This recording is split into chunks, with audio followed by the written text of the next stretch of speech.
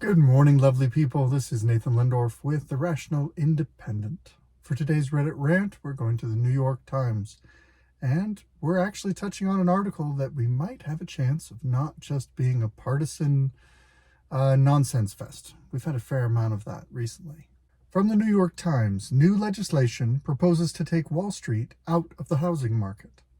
A bill introduced in the House and Senate would prevent hedge funds from owning single-family houses in the United States. First blush response from the headline is this. I don't hate it. Right off the bat, I gotta say it's worth a look. Sometimes the devil's in the details. So let's see what we see. Democrats in Congress have introduced a bill in both houses to ban hedge funds from buying and owning single-family homes in the United States. The bill would require hedge funds, defined as a specific type of corporation, to sell off all the single-family homes they own over a 10-year period and eventually prohibit such companies from owning any single-family homes at all. During the decade-long phase-out period, the bill would impose stiff penalties, with the proceeds reserved for down payment assistance for individuals looking to buy homes from corporate owners. Okay, this is where we start to see the devil in the details. So the housing market in America is pretty messy, and it's messy for a variety of reasons. It's unfortunately a little difficult to get into all the ins and outs of such a thorny topic, so we're going to stay fairly simple today. Let's look at one of the guiding principles that I find when I analyze such problems, which is government manipulation of private markets often creates unintended consequences, for which the prescription from politicians is always more government manipulation of private markets, which, as you might guess, leads to unintended consequences, and so on, and so on, and so on. Without going into a deep dive of how we got here, one of the challenges that we are facing, and particularly in 2021 and 2022, when interest rates were very low, we were dealing with an issue where a lot of the available homes, particularly in certain segments of the housing market, were being snapped up by hedge funds, by speculative investment firms. Okay. That has pros and cons, because as a pro, that kind of competition, that kind of buying pressure raises prices. So everyone who already owns a home is going to be able to sell their home more easily and get more for it. That's not terrible. The flip side, though, is that anyone who's trying to get into a home doesn't get to enjoy that appreciation. So you get this feeling of being locked out. For myself, I think homeownership is a valuable endeavor for most people. I don't think it is wise, and I don't think it's prudent to say that everyone needs to be a homeowner. Not everyone wants to be a homeowner. It comes with a whole set of hassles and concerns. And it's not the only path to wealth. If we look at it objectively, what we see is homeownership is a path towards wealth. The idea that home values appreciate over time is a great way for someone to buy a home, live in it, maintain it with their own skills or reasonable expenditures, and then after several decades, sell it for tremendous appreciation, thereby having created tremendous wealth. This is particularly true for people who were lucky enough to buy homes in the 50s and 60s, held onto them for 20, 30, 40 years, and were able to sell a home that they bought for $5,000 or $10,000 for $750,000. That kind of appreciation is pretty amazing. And I don't want to lock anyone out of that. The trouble is, once you open the door to the government dictating who is allowed to own homes and who is not allowed to own homes, you're setting a precedent that could potentially work against that egalitarian goal of having more and more people able to buy homes. Government interventions have unintended consequences. One of the reasons that makes me suspicious, and again, this is a summary of the law, I haven't read it, but one of the things that makes me suspicious of a bill like this is it says that any tax penalties that are enacted will be put into a pool to be used for down payment assistance for certain favored buyers.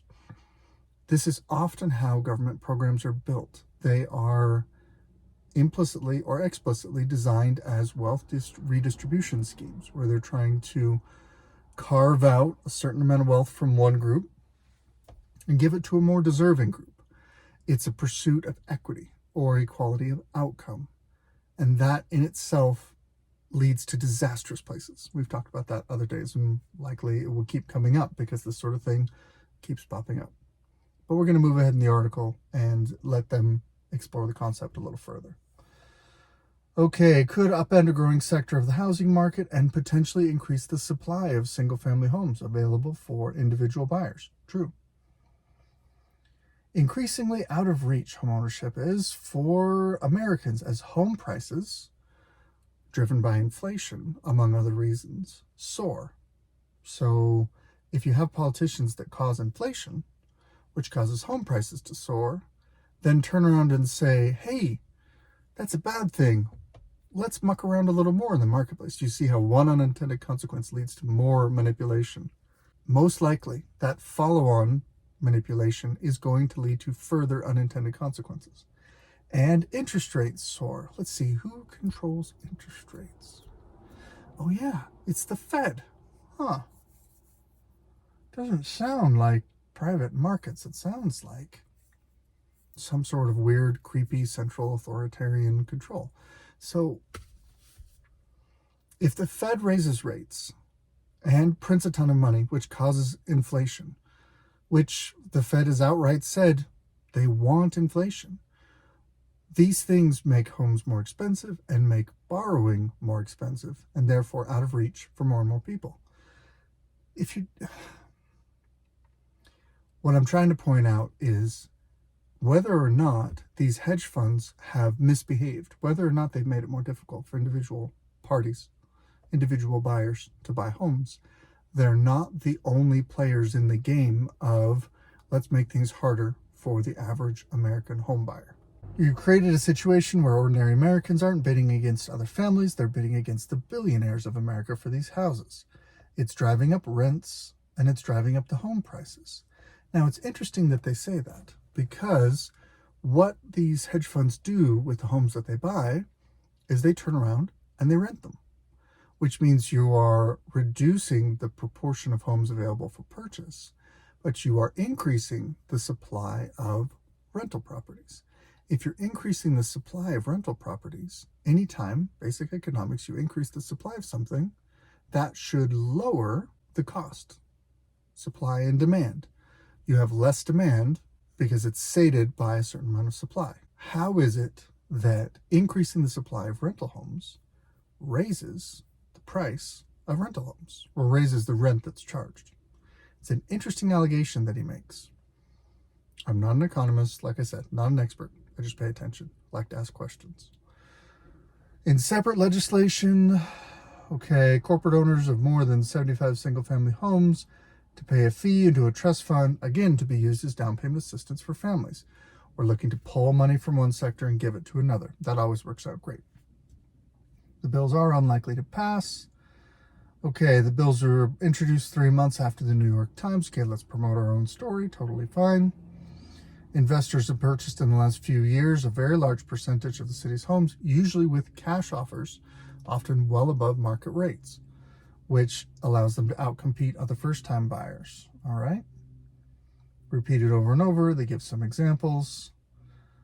Wall Street entered the single-family rental home market in the aftermath of the 2008 housing crisis. The 2008 housing crisis, a big disruption in the housing market that was largely caused, not exclusively, but largely caused by incredible cheap money, a lax enforcement of underwriting and appraisal guidelines, and a tremendous push by legislation at a state and federal level to increase equitable purchasing of homes. In other words, taking people who belong to demographic groups that were favored by the legislation and basically lowering the barriers of entry for them into the housing market, which caused a ratcheting up of home values until the bubble burst, until everything reset and collapsed. Sounds like a government intervention in the private market that caused a tremendous disruption. Because of that disruption, that created a market opportunity for these investment funds to come in, because they had plenty of capital, and take that capital and start pouring it into the depressed home market, because homes are a durable good. They hold their value for a very long time, and the market was artificially low from being collapsed. So people with equity, people with capital, were able to step in and start buying up homes, because the value, one of the old real estate sayings is your money is made at the buy. The goal, the best way to make money in real estate is to buy it in cash, so you don't have to pay money costs. You don't have to pay the bank, and to buy cheap. If you can buy quality real estate for under market prices and do it in cash, it's one of the safest investments out there. It's a fantastic investment. But here, pointing out that Wall Street entered it, plucking up homes in foreclosure, and it's been growing ever since. That's not a bad thing on the face of it. You're looking at homes that, if they're in foreclosure, they're probably going to be seized by the bank. They might be vacant for a while. Large numbers of foreclosed properties lead to all sorts of blight in certain neighborhoods and all sorts of issues. Having investors able to come in and pick up these distressed properties and make them functional in the marketplace again is not in itself a bad thing. It is the private markets attempting to rectify the disruption from government intervention. All right, wealth has become concentrated in the hands of very few people. This is just another way to do that, to commoditize housing so that the investors get all of the money. Setting aside the blatant class envy in that statement and the idea that we're trying to create the perception that the rich are evil and or against the interests of the poor or middle class, whatever you want to call it. America doesn't really have a poor, because America's poor is equal to the wealthy of pretty much everywhere else in America. Just throwing that out there. One of the things is that people talk about living in poverty. Living near the bottom of the wealth bracket is uncomfortable in America. But the fact of the matter is, they basically take a statistical measure. I think it's the bottom quartile. So whatever the income distribution is in America, they take a certain percentage at the bottom and they say that's what it means to live in the poverty level. If all incomes go up, the poverty line goes up with it. Because you can never eliminate poverty when you define it that way, because it's always the bottom quartile, or whatever percentage it is. It's always a certain percentage of America is defined as in poverty. Even if you doubled the wealth or doubled the income of that group, you're still going to have a poverty line and people in quote-unquote poverty. Even if the wealth of the people in poverty is living like a king compared to many other countries in the world. My 2 cents. Here's something where I think we're actually hitting on a very solid point, although we don't really touch on much to address it. Wall Street is not the problem, a lack of new housing is, according to David Howard, the chief executive of the National Rental Home Council, a trade association. The country needs anywhere from 2 million to 6.5 million units of new housing, according to various estimates. Policies really need to be shaped and crafted so that they support the production, investment, and development of new housing. I think bills that work against that are ultimately are just going to perpetuate the challenges we're already facing. We do have a supply and demand issue. If we were able to increase the supply of homes generally, then we would have less of a pain point where buyers, institutional or personal, are chasing after what's available. This idea of basically blocking out investment firms from buying single-family homes is kind of approaching from a fixed pie paradigm, saying there's only so many homes available. Let's make sure that those who are buying for their own use get prioritized. And we'll do that by artificially blocking out these other potential buyers, these other competitors. But that doesn't increase the supply at all. It just says, based on the fixed available, this is what we're going to do to manipulate the market. It makes more sense to me to say, rather than block out competition on the buyer side, increase the supply. Look for ways to increase housing in America. The problem is, every time politicians start talking about affordable housing, they want to muck around with it. They want to find a way to pass a bill that lets them get their fingers all up in the business of building new houses. You have to regulate it. You have to make it eco-friendly. You have to make it energy efficient. You have to have environmental regulations and restrictions on what you do. You have to have local taxes that support it. You have to talk about schools, industry, infrastructure. The politicians want to be the driving force behind this, and or they want to get a little graph. They want to have their fingers in the pie enough that they manage to enrich themselves along the way. One of the ironies, most of the economic dislocations that we face as a country would be improved if the government got the hell out of the way. Now, maybe you don't want them all the way out of the way, but I think we could all agree that less regulation, less restrictions, less choking down the ability for capital markets to provide funds so that expert private builders can build homes in the places and of the types that buyers actually want to buy. Because funny enough, if you're a for-profit home builder, you don't want to build homes that remain empty. You want to build homes that are sold for a profit. You want to make profit. So you're going to be very sensitive to market needs. You're going to research what the market wants, where the trends are, what you can do to try and anticipate that so you can be in the right place at the right time with a supply of homes so that people have a place to live. You, as a private market participant, are going to be more sensitive to the actual needs of the marketplace than any bureaucrat ever. It's just a rule of nature based on my perspective. So, all in all, I don't hate it. I give 3 stars for Rhonda Kazin. It's an interesting proposal. It obviously won't go anywhere with the mixed mess up that we have at the federal level, but it's an interesting conversation to start.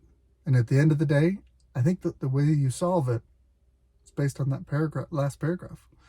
You have to figure out a way to increase the supply of homes that are nice enough that people want to buy them, in locations that work for people to live, and at a price point that people can afford. And the best way to do that is to get the government out of the way, because there's no way for the government to perform that function, at least not better than the private market. That's the simple American truth. This is Nathan Lindorf with The Rational Independent. This has been my Reddit rant. Good luck out there.